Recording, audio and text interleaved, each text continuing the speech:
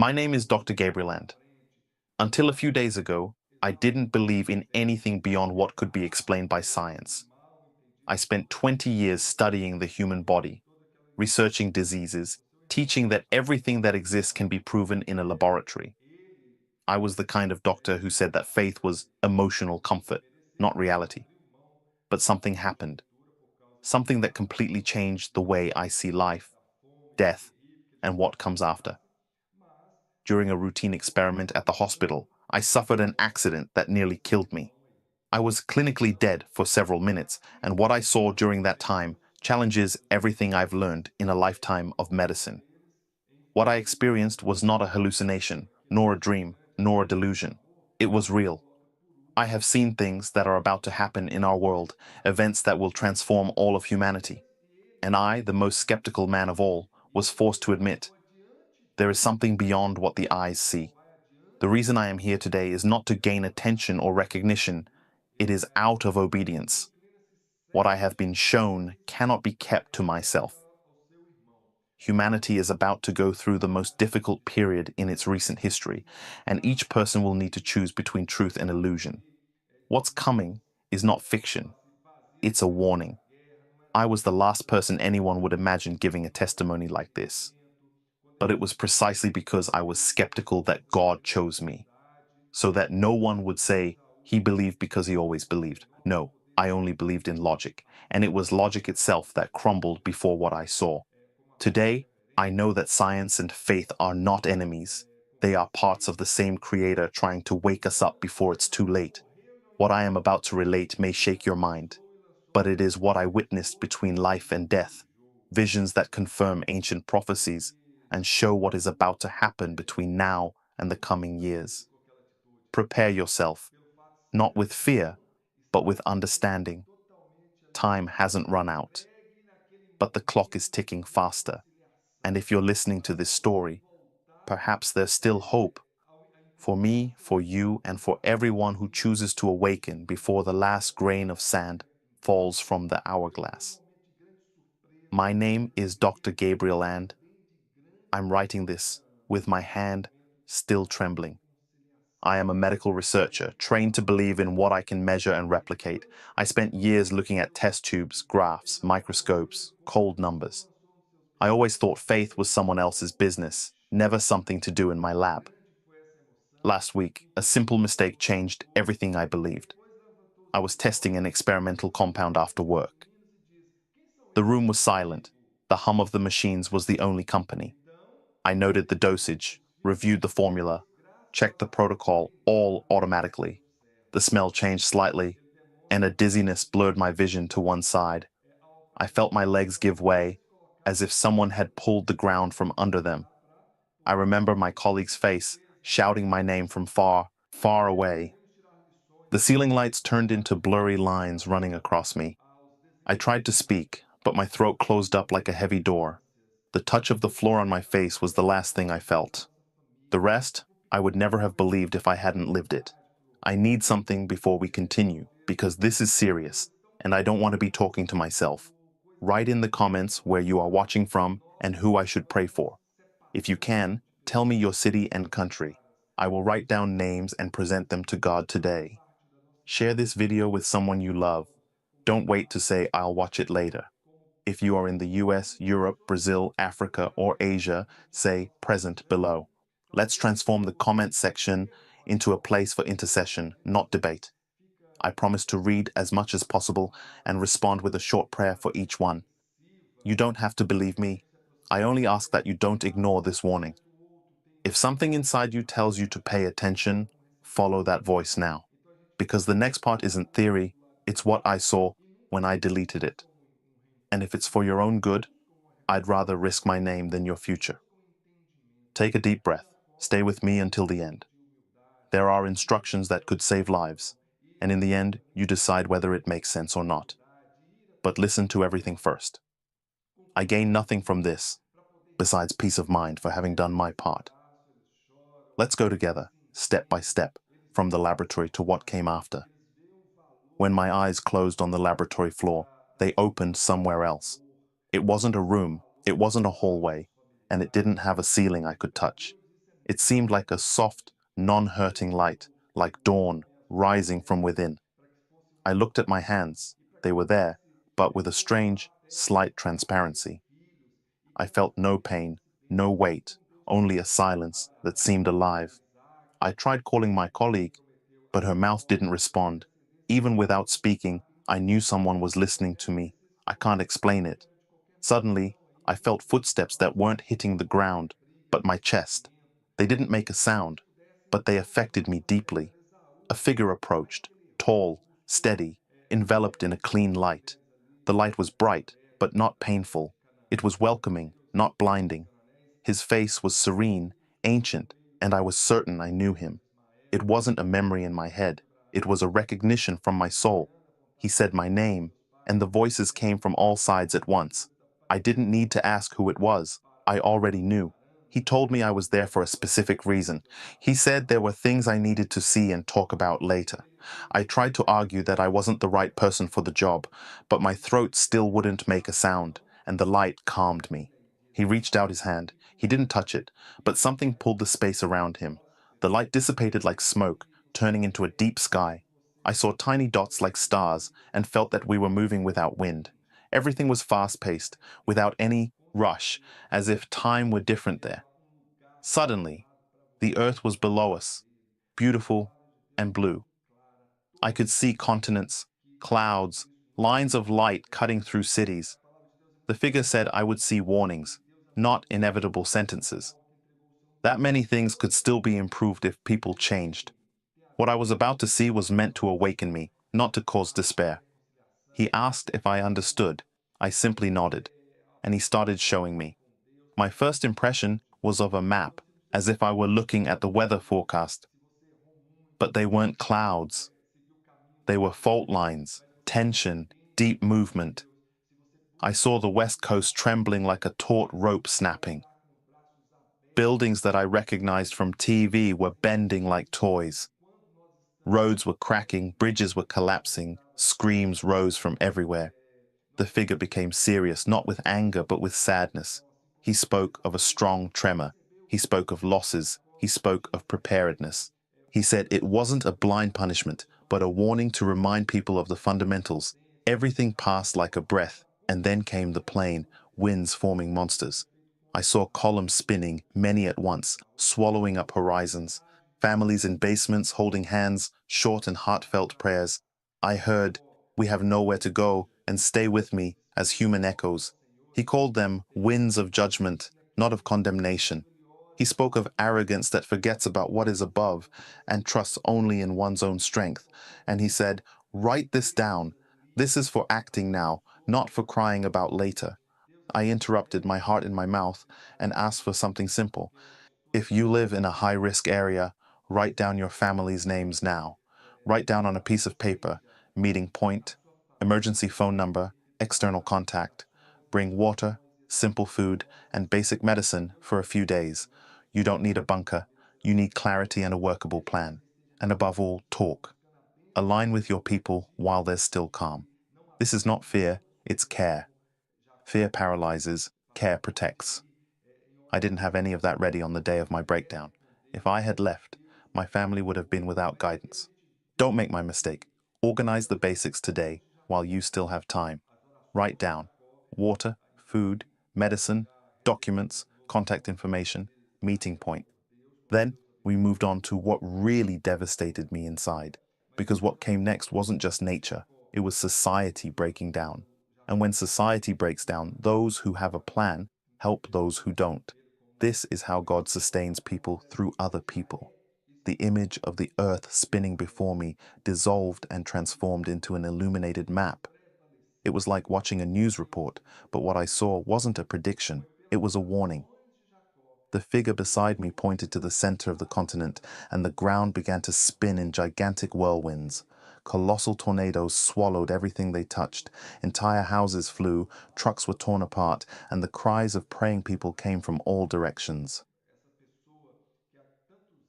Six. Angel said, "These winds are not merely of nature, they are winds of judgment. Human pride always reaps what it sows." I felt a deep pain in my chest, not physical, but spiritual. It was as if their suffering was passing through me. The angel turned its face, and I could see sadness, not anger. The next sight came like a thunderclap.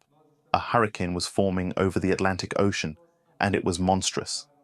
The eye of the storm was the size of an entire state. The angel said, "This will happen between 2026 and 2027, a sign for man to understand that his strength is small before the Creator." I saw coastal cities being swallowed by the water. I saw New York, Miami, and even places I never imagined completely flooded.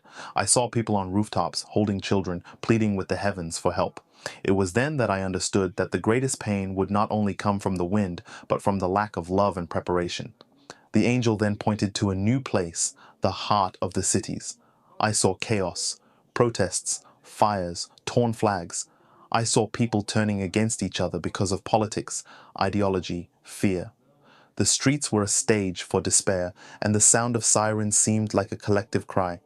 The angel said, "When love grows cold, man becomes his brother's enemy." He showed empty supermarkets, closing banks, and families fighting over food. The collapse doesn't start in the buildings, it starts in the heart. That phrase stuck in my mind like a branding iron.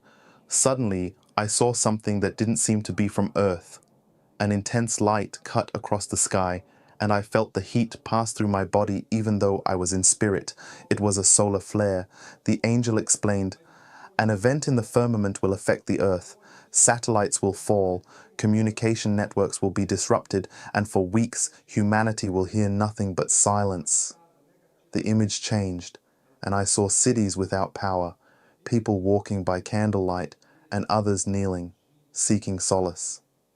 The angel looked at me and said, "This will be the forced pause that will make many remember God." Then something unexpected happened. The light dimmed, and I saw churches, not the grand cathedrals, but small houses full of people. Young people, old people, entire families, all praying together. They cried, sang, and asked for forgiveness. The angel smiled for the first time and said, "From pain will come awakening. When all seems lost, faith will blossom." I felt that this was the true purpose behind the visions. The judgment was not the end. It was the bitter medicine to cure humanity of its own disease. Before the vision ended, I heard something inside me, like an urgent plea. Tell them to turn around now. There is still time, but it is running out. And that's why I'm asking, wherever you're watching, write, awake. Show that you understand what God is trying to say to the world. Share this video with someone you love and pray with me in the comments. Don't wait to see chaos. To believe, faith isn't useful after destruction. It saves beforehand. And if you're reading this now, it's no coincidence. It's an invitation. Because what the angel showed me next wasn't just about the world, it was about the destiny of every soul. The light around us shifted again, and the map of the earth expanded beneath our feet. I saw borders, seas, deserts, and cities. The angel took me over a place I recognized immediately: Asia. I saw mountains trembling, cities crumbling, rivers overflowing, as if they had a life of their own. The angel said that the earth would respond to the weight of human pride. He showed me the heart of China cracking under the impact of a great earthquake, and then the water flooding the east like an endless deluge. Millions fled, not knowing where to go. Dams broke, bridges collapsed, and the silence of those who had lost everything was louder than the sound of destruction. The angel explained to me that even the powers that seemed invincible would experience weakness, for they had forgotten that there is no safety outside of God. When the waters calmed, I saw another scene: crowds protesting, tired faces, cries of revolt, flags torn by the wind. I saw economies collapsing, currencies worthless, markets closed. It was as if the entire system was being dismantled by an invisible force. The angel told me that this would be the harvest of greed, of the love of money, of indifference to the suffering of others. What man has worshipped will be what will bring him down, he said. And when everything he trusts in collapses, many will look up for the first time. And then I realized the collapse would not only be financial, but moral. My gaze shifted to Europe. I saw historic cities covered in water and ash. I saw volcanoes awakening, mountains spewing fire, and the sky tinged red. The angel explained that these nations would experience the reflection of their choices, the estrangement from their spiritual roots, the pride of reason without faith. I saw ancient churches abandoned, while temples of pleasure were full. And in the midst of this, small groups prayed in the squares, kneeling in the rain. There the revival begins, said the angel. While some mock, others weep, and it is through these few that mercy will be maintained. We continued on to the Middle East. There, peace seemed a distant dream. I saw missiles crisscrossing the sky, explosions tearing through the night, entire countries in flames. I saw the despair of families fleeing with children in their arms. The angel spoke in a firm voice. The wars that man provokes, man reaps. This region will be the heart of the fire, and from it will come the final lesson. No one wins when hatred governs. But then, as if the scene shifted from the inside out, I saw people kneeling amidst the ruins. They were of different religions, but they wept for the same reason: repentance. That was the moment I understood something profound. Even in the midst of destruction, God still seeks hearts. I saw men who had never spoken the name of Jesus calling upon him. I saw women with torn veils looking up to heaven and saying, "Show us the true way." I saw soldiers falling to their knees, not from defeat, but from spiritual surrender. The angel said, "Even in the deepest darkness, the light does not go out. It only waits to be remembered." Those words struck me more than any vision. What I saw was not just judgment, it was humanity's final chance to awaken. Finally, I saw Africa, a land of pain, but also of living faith. I saw extreme droughts, cracked fields, starving children. But I also saw something that no catastrophe could destroy: hope. Churches growing amidst the dust, praises echoing without instruments, only voices and clapping. The angel smiled and said, "Here the fire of the Spirit has not been extinguished. From this poor land will arise missionaries who will rekindle what the world has forgotten." And I wept, because I realized that where the world saw weakness, God saw strength. Where the world saw despair, he saw rebirth. The angel looked at me with an expression that mixed compassion and gravity. He said there was still something I needed to see, something that would be difficult for me to understand. When I raised my eyes, I saw the world map again. This time, the United States shone in reddish hues, as if the ground breathed fire. I saw the center of the country covered in smoke, the people confused, streets filled with protests and fires. I saw people looting, families trying to escape, leaders shouting promises they couldn't keep. The angel said, "The division of this nation will become an open wound. The pride that once united them will now tear them apart from within." It was as if I were watching the fall of a giant who forgot the foundation. The image moved towards the heavens. Space was filled with an intense light, but it wasn't the sun. It was something bigger, like an explosion in the firmament itself. The brightness cut across the planet in absolute silence. The angel explained to me, "A solar event will hit the earth. It will bring darkness, not from an absence of light, but from an absence of connection." I saw satellites burning, power grids being destroyed, and entire cities plunging into chaos. Global communication was disappearing, and with it, control. I saw people not knowing what to do, unable to ask for help, and I realized something terrifying.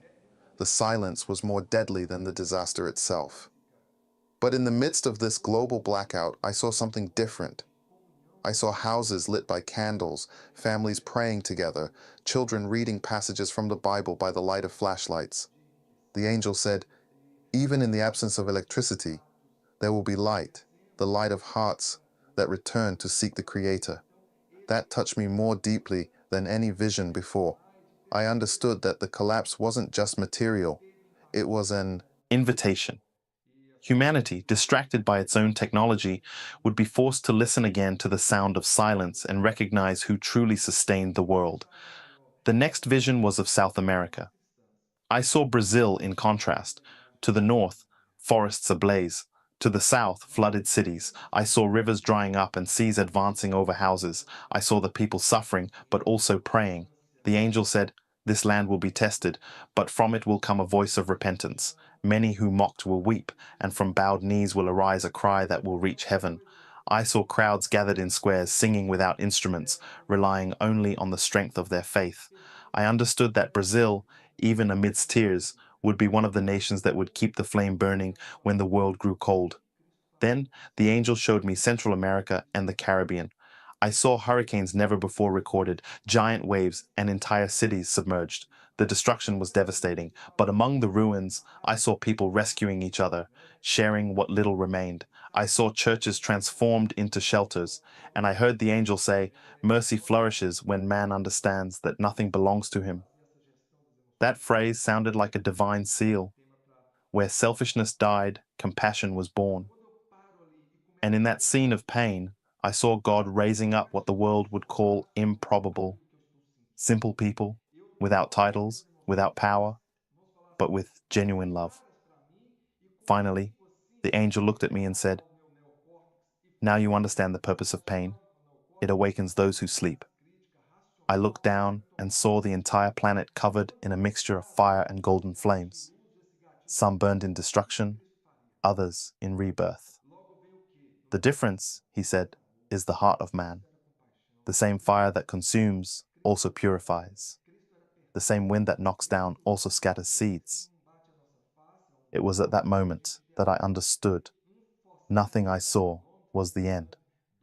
It was the beginning of a separation between what is fleeting and what is eternal, between what collapses and what remains. The angel was silent for a moment. I was too.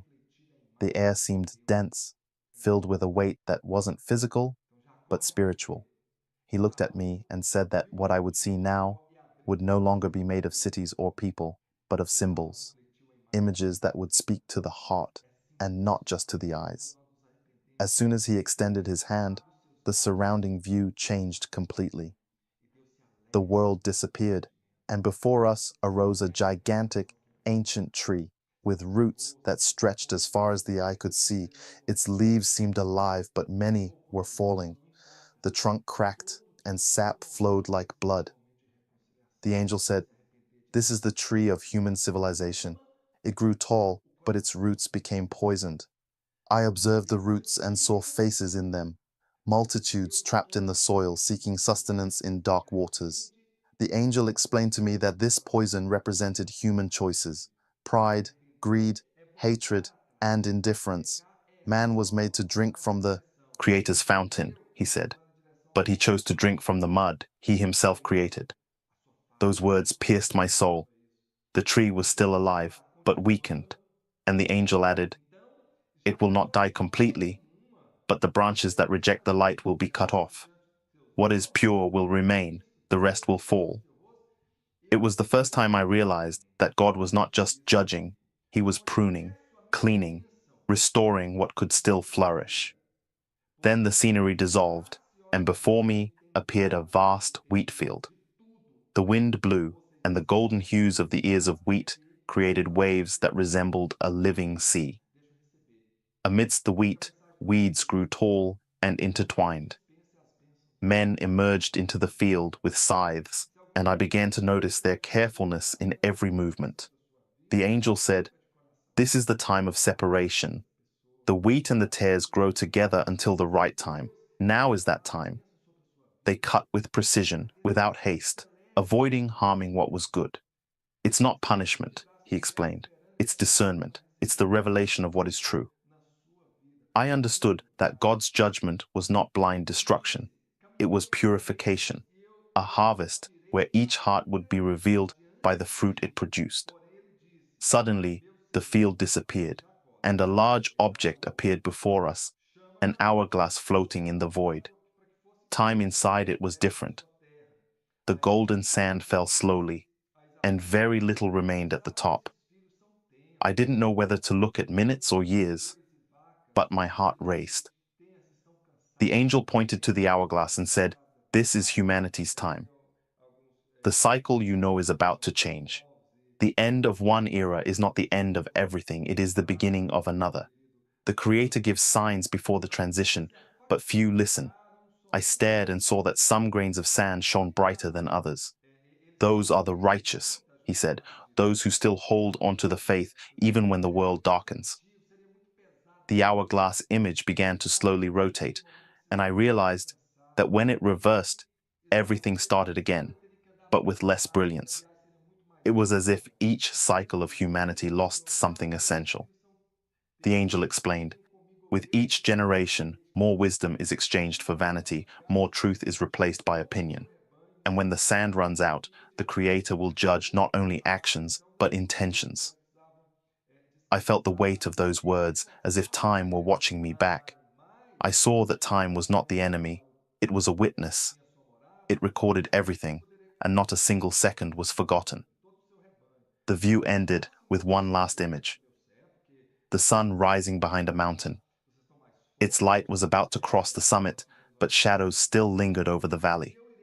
The angel told me, "Hope still exists, but it requires effort. Whoever climbs the mountain now will see the complete sunrise. Whoever remains in the valley will be surprised by the light that will come suddenly." I understood then that humanity still had a choice, but not much time. He looked me in the eyes and said, "You must tell what you saw, and you must begin now." And it was at that instant that everything went white again, the last glimmer before I opened my eyes in the hospital. When I opened my eyes, the first thing I saw was a cold light, different from the one on the other side. The machines made a constant hum, and the air smelled of alcohol and metal. For a moment, I thought I was still in another dimension, but then I heard voices, agitated, human voices, doctors around me, nurses, my colleague Sarah crying and holding my hand. I was back in the hospital. I felt the weight of my body again, as if every cell had remembered that it was mortal. I tried to speak, but my throat was dry and constricted by a tube. One of the doctors shouted, "He's back!" And at that moment I realized that I had truly died.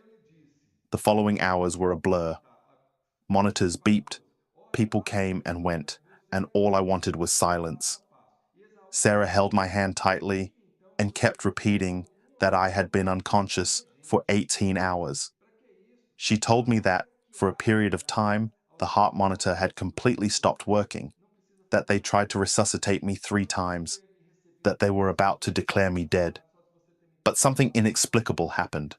My heart started beating again on its own, strongly, as if it had been restarted. I listened quietly, with tears in my eyes. I, a man who believed only in science, had just experienced something that science cannot explain.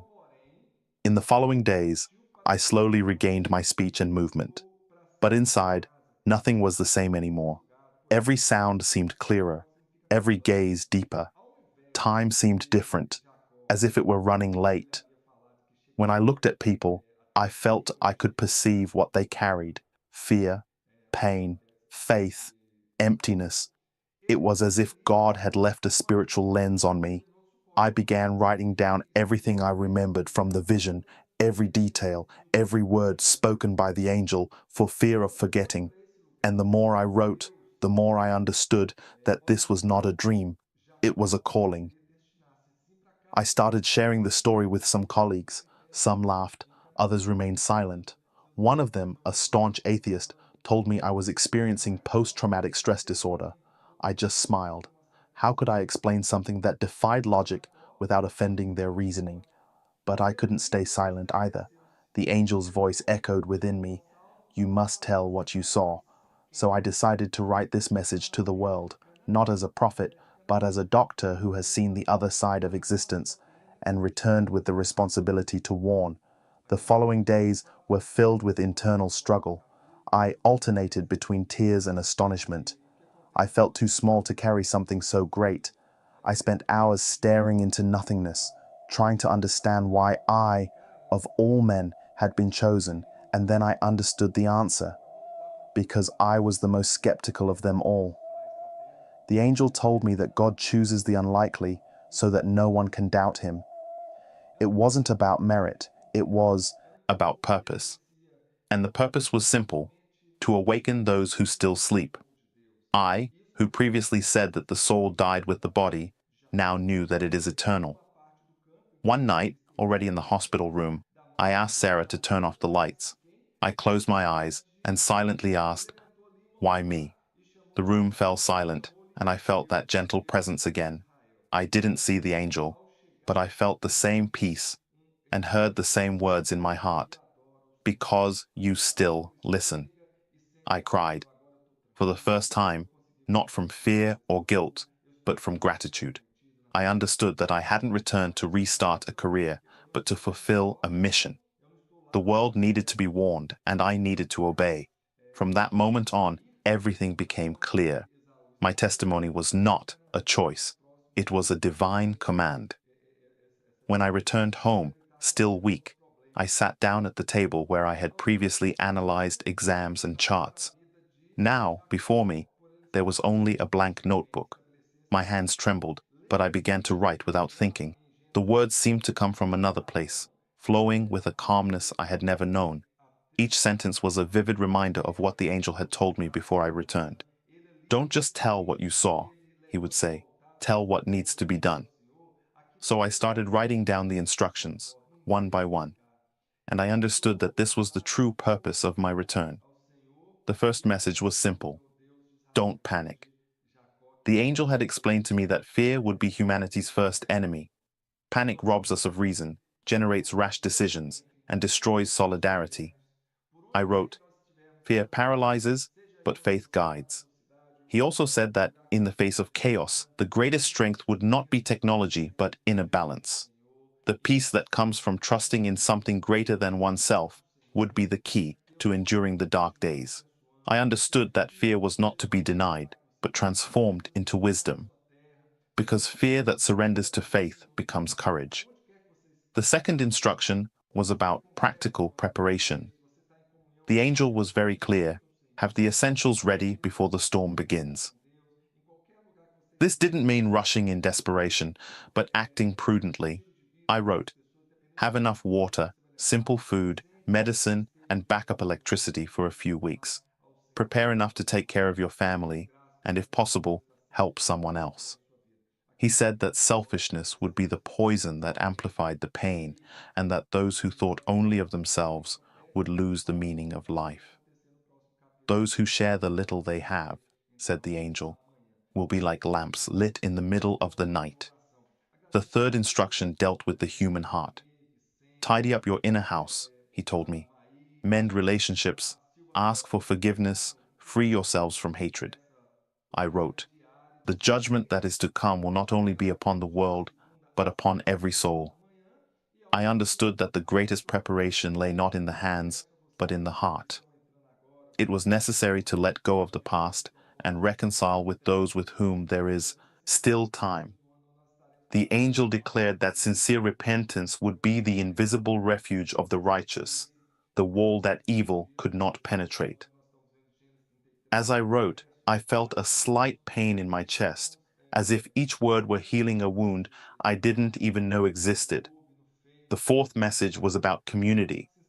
The angel showed me scenes of people isolated, trapped in their homes, unable to ask for help. And then other images, neighbors coming together, sharing food, caring for one another. He said, "The strength of a people lies not in the size of their weapons, but in the unity of their hearts." I wrote it down. Get to know your neighbors, build bridges, not walls. Collective survival begins when one extends a hand to another. The angel also warned me, there will be those who will use chaos to oppress. Do not fight with the same weapons, fight with love and wisdom. The fifth and final instruction was the most profound. Prepare yourselves spiritually. The angel was firm in saying that many would survive the physical disasters, but not the spiritual void.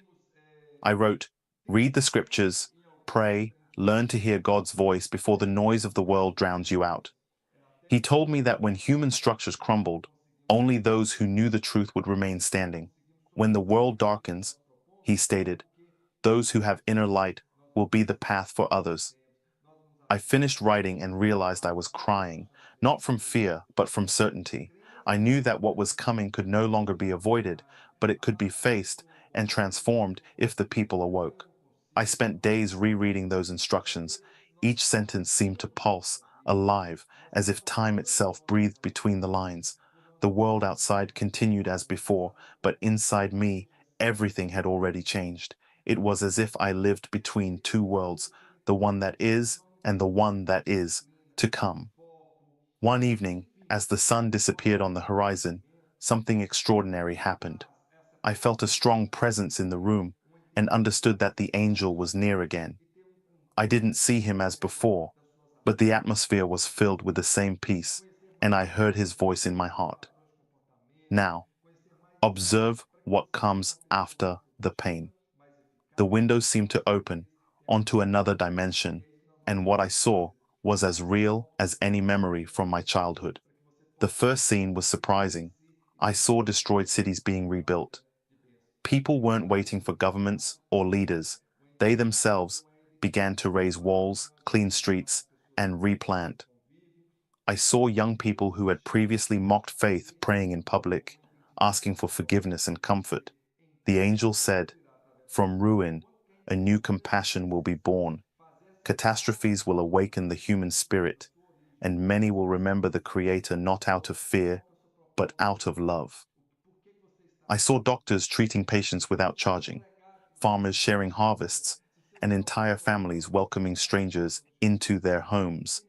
Chaos had taken away what was not essential, and what remained was the essence: solidarity. The next vision showed churches full, but not as I knew them. They were simple places, without luxury, without audiences, without shows. People sang without instruments, with tears in their eyes. The angel explained, "The true church will be reborn where there is repentance and truth." I saw men and women publicly confessing their sins, asking for forgiveness, embracing each other like brothers and sisters. The Spirit hovered over them like a gentle breeze, and where there had once been division, now there was unity. The angel said that this would be the beginning of a worldwide revival, a call back to the origins, where faith would not be a spectacle, but life. At another time, I saw children teaching their elders how to pray. I saw schools transformed into aid centers and former politicians kneeling before the people, begging for forgiveness. Humanity was beginning to realize that true strength lay not in those who command, but in those who serve. The angel smiled and said, "The Creator never wanted to destroy the world. He wanted to heal it, and healing comes when man learns to love again." I saw countries that were once enemies exchanging humanitarian aid, soldiers carrying food instead of weapons, and tears being shed out of compassion, not hatred. The angel showed me something even deeper. I saw people who previously lived in the shadows finding peace. I've seen addicts being freed, marriages restored, and families reunited. He said, "Pain will break pride, and broken pride will make room for grace." I understood that tribulations were like the fire that purifies gold. Everything that was not true would be burned away, and what remained would be pure. I saw multitudes raising their hands, giving thanks not for riches, but for being alive, for having rediscovered the meaning of existence. Finally, the angel showed me something that made me smile. I saw the planet from afar, and above it, a soft light began to emerge. It was no longer the fire of judgment, but the glow of a new beginning. This light grew from within people, not from without. Each heart that awakened made the world a little brighter. The angel said, "This is the true miracle. Evil will not be defeated with swords, but with transformed hearts." And then he added, "Tell them there's still time, but not much. That darkness doesn't win when someone decides to light a flame." The angel stood before me, and what I felt at that moment was neither fear nor astonishment. It was reverence. The light that surrounded him now seemed different, more intense, as if it carried urgency. He looked at me in silence, and only the distant sound of the spiritual wind filled the space. Then, finally, he spoke. "Gabriel, the warning period is ending. Now the time for decision begins." Those words pierced my chest like an arrow. I felt the weight of what they meant. He explained that the messages had been sent all over the world, but few had truly heard them. Modern man had become accustomed to the comfort of noise, unable to perceive the voice that whispers in the soul. The angel raised his hand, and before us appeared something like an immense clock made of light and shadow. The hands moved quickly, each revolution representing years, centuries, eras, but now the clock seemed tired, as if time was slowing down. He said, "The Creator is patient, but the cycle must be fulfilled. Each generation has its chance to return to the path. This is the last before the definitive change." I saw the hands slowly stopping, and when they halted, a line of light cut across the horizon. The angel explained, "After this line, nothing will be the same. It's not the end of the world, it's the end of indifference." I remained silent, trying to absorb what I saw. The angel then showed me a multitude, thousands, perhaps millions of people of all races and ages. Some prayed, others mocked, others simply lived without noticing what was happening. Each of them, said the angel, will have the chance to choose, not between religion and religion, but between truth and falsehood, between light and darkness, between love and selfishness. It was then that I understood the true meaning of free will. God does not impose good, he proposes it, and each soul decides its own destiny, with or without catastrophe. The next scene was the most painful. I saw people with their eyes open, but unable to see. They walked among ruins, continuing as if nothing had happened. "These," said the angel, "are those who heard, but chose silence. Their hearts have hardened more than stone." I asked if there was still hope for them. The angel replied, "There always is, until the last breath, but many prefer the darkness because they fear what the light reveals." I felt like crying, not just for them, but for all of us. For every time God tried to reach us and we were deaf. Then the angel showed me something I will never forget. I saw the planet from afar again, but now there was a difference. In various places on Earth, small lights began to light up, some isolated, others in groups. These lights, he explained, are awakened souls.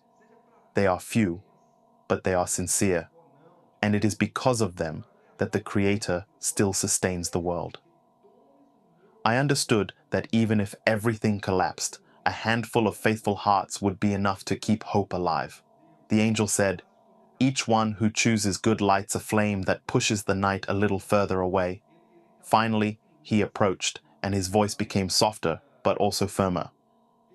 "Gabriel, tell the world that the time for contemplation is over. The time for action has begun. The Creator doesn't want spectators. He wants participants." He looked me in the eyes and said, "To every person who hears this message, say, 'Wake up, there is still time. The clock hasn't stopped, but it's almost there.'" Before disappearing, he placed his hand on my shoulder and concluded, "Fear not. He who walks in truth, even among rubble, will never be alone." And with that last sentence, everything began to dissolve. The light faded into pure white, and once again I stood before the hospital, ready to fulfill my promise, to tell the world what I had seen. When I fully regained consciousness, I was no longer the same man. The rational doctor, the skeptical researcher, the man who believed only in what he could prove, he remained on the laboratory floor. What emerged was someone who had seen the other side of life, and with it, the heart of the Creator. I spent weeks reflecting before speaking publicly. I was afraid of seeming fanatical, afraid of losing respect, but I realized that the greatest mistake would be silence. Because when the sky shows you something so real, the price of remaining silent is the guilt of letting others die without warning. So, even without courage, I started recording, writing, and testifying. And what surprised me most was seeing people crying, repenting, and turning to God as they listened. Today I understand that I didn't come back to be the same. I came back to serve. And that's what I try to do. The angel told me that the time of indifference is ending, and that everyone must choose, either awaken now or be awakened by pain. That phrase has stayed with me. Therefore, I say to you, wherever you are reading this, stop, breathe, and look around. The world is changing before our eyes, and most people don't even realize it yet. There are signs everywhere, on land, in the sea, in the sky, and in our hearts. Tragedies are not just news, they are reminders. Every tear, every loss is a divine invitation to return to our essence. I, who have been so close to death, have learned that the real danger is not dying, it's living without purpose. Death is merely a passage. Forgetting God is the true abyss. Therefore, I have decided that as long as I have breath, I will use my voice to warn, comfort, and awaken. I don't expect everyone to believe. The angel already warned me that many would scoff, and that's okay, because this message isn't meant to convince, it's meant to reach. Those who have ears will know. Those who feel the weight of these words in their hearts will understand that they are not just from a doctor, they are a reminder from heaven. I look back and see the man I used to be, cold, calculating, self-sufficient. I look at myself today and realize that I have finally learned what humility is. God doesn't seek the wise, he seeks the willing. He doesn't demand perfection, he demands surrender. And now I understand that faith is not believing without proof. It is continuing to believe, even when the proof seems to disappear. The angel showed me disasters, yes, but he also showed me hope. And if there's one thing I want to leave on record, it's this: humanity still has time. Not much, but enough to change course. Therefore, if you've made it this far, I ask only one thing. Don't be afraid. Be prepared. Don't despair, awaken. Love more, judge less. Pray, hug, ask for forgiveness. Take care of your loved ones. Help those who cannot repay you. Because the end that is coming is not destruction, it is transformation. And only those who are standing strong spiritually will see the new beginning. The hourglass I saw hasn't emptied completely yet, and perhaps that's why God allowed me to return. To tell you that, yes, there's still time, but not much. In closing this testimony, I want you to know I speak not for fame, nor out of fear, but out of obedience. Everything I saw, I wrote truthfully. What I did was merely fulfill an order. The angel told me before leaving, when the sun surpasses the mountain, those who are ready will see the glory. Those who sleep will see the judgment. And that's why I speak up, because I'd rather be ridiculed now than remain silent and watch innocent lives perish later. May these words find refuge in sincere hearts. May they awaken love where there is indifference. May they generate faith where there is fear. And when the light finally crosses the mountain peak, may you stand there with a clean heart, ready for the new dawn. If you felt something while reading these words, don't ignore it. That it's not just a story, it's a warning. The time that remains is not for fear, it is for act. Share this message right now with as many people as possible: friends, family, groups, churches. God is calling hearts. And perhaps may your gesture be what saves someone. Bend your knees today, not tomorrow. Ask for forgiveness, reconcile, and make peace with God while there is still time, because when the hourglass empties, there will be no going back. Write in the comments, I wake up today. This simple phrase is an act of faith, a sign that you have heard the call. And if this message reached you, it wasn't by chance. It was because heaven still believes you can rise again. Wake up now. Choose the light. Choose the truth. Choose to live what comes next. Before the sun crosses the mountain, be ready.